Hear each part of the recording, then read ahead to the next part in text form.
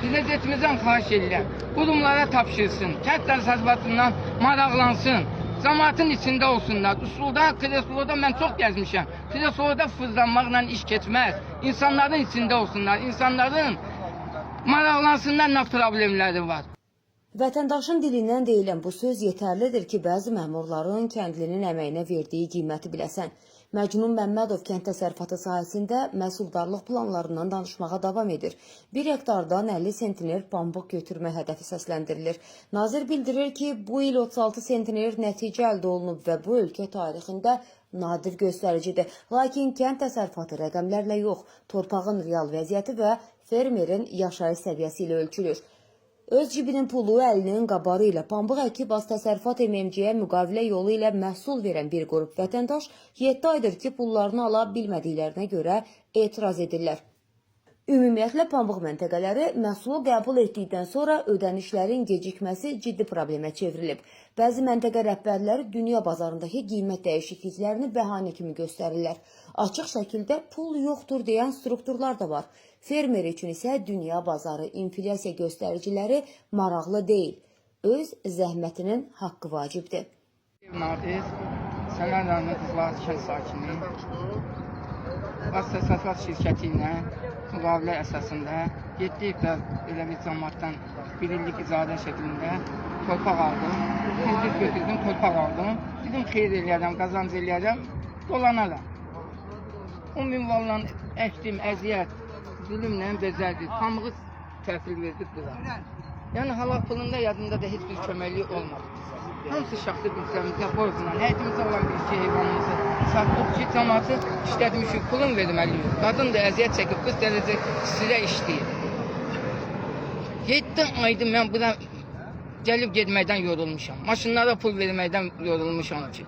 Ondan bundan, qonum qoşudan pul alıram ki, təksi tutub bura gəlirəm ki, pulumu alım, cəmatın aparım, borcum verir. Dövlətə kredit götürmüşəm, borcum var. Ayın onundan bugünkü günə qədər heç bir kreditimdə geçişmə olmamışdı. Orada tər tapıb düzəldib vermişdim. İndi gücüm çatmır, verə bilmirəm, geçişməyə düşmüşəm. Deməyəm onlarda bütün Azərbaycanda demək olar lazımı dövlət qurumlarında da olmuşam. Yəni hamısı oturur, biz gedin arxin olun, köməklik xəbər eləyəcək, pulunuzu verəcək. İndi mən deməyim odur ki, çox xahiş edirəm. Bir dənə mən demək olar ki, cənab prezident qalıb. Yəni bütün vacibi qurumlarda, dövlət müəssisələrində olmuşam. Hamısı oturur deyir ki, narahat olmayın, pulunuz veriləcək. Mən başa sala bilmirəm ki, narahat deyəndə biz boğuluruq, bizə köməklik lazımdır, pulumuz vaxtında verilsin ki, biz də borc yerlərindən borcumuzu verək, kimisə yanında üzü qara qalmayaq. Mən bir də buradan səslənirəm, bir dənə ümidim cənab prezidentədir, xahiş edirəm, bu kənd cəmaatının çox xahiş edirəm, bu qədər əzməsinlər, bu buradakı şirkətlər, bu qədər cəmaatın əziyyətin bada verməsinlər.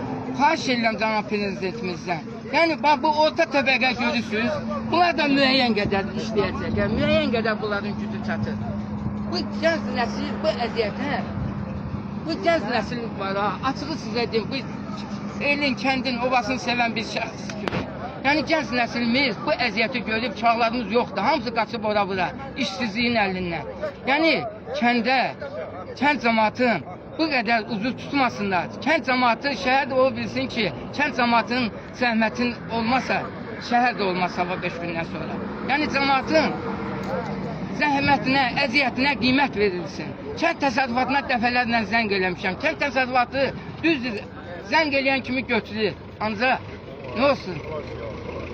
Yəni, nəticədə bir köməkliyi olmur.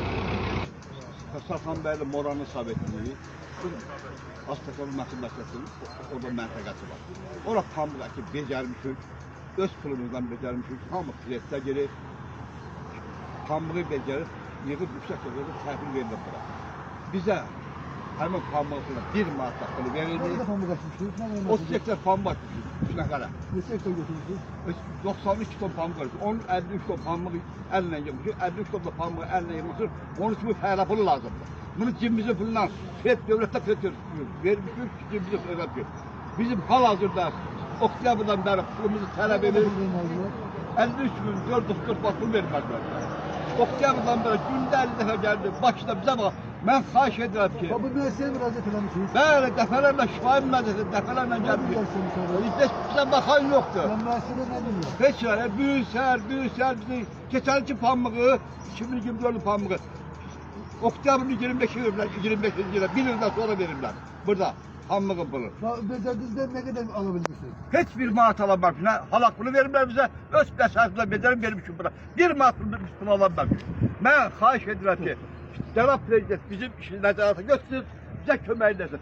Cənab Nazir Məmmədov və nazirlik başa düşməlidir ki, kənd təsərrüfatı sadəcə statistika hesabatı deyil. 36 sentiner göstəricinin arxasında günəş altında işləyən, borcla yaşayan, kredit yükü daşıyan insan var. Əgər həmin insan zəhmətin haqqını vaxtında almırsa, istənilən məhsuldarlıq artımı dayanıqlı olmayacaq.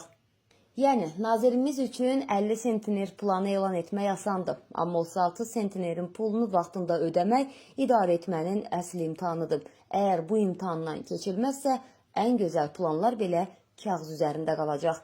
Kəndli torpağa inanmırsa, pambıqçılığın gələcəyi olmayacaq. Torpaq inamla əkilir, statistika ilə yox.